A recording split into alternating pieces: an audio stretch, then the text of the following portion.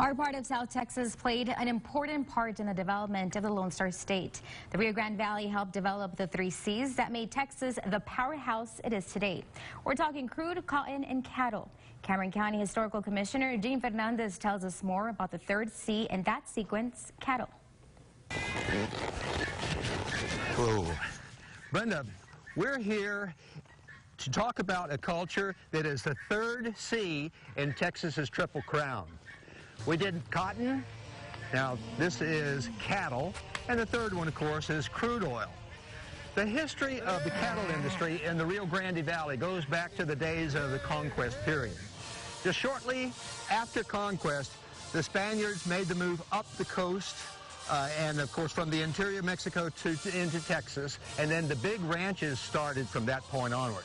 Everything that we have in this part of the country, and for that matter for ranching culture, stemmed from that original point.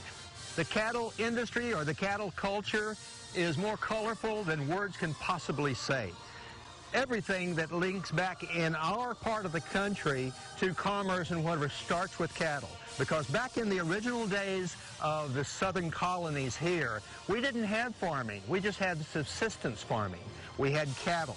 And cattle was the nucleus of all commerce and of life for South Texas. The ranches that started back in the late 1700s, off into the early part of the 19th century, those particular tracts of land, for the most part, still exist in South Texas. And the names are some of the names that you're going to recognize. You're going to have the Iturias, you're going to have the Tejerinas, you're going to have the Garcias, and all of those names that are still here.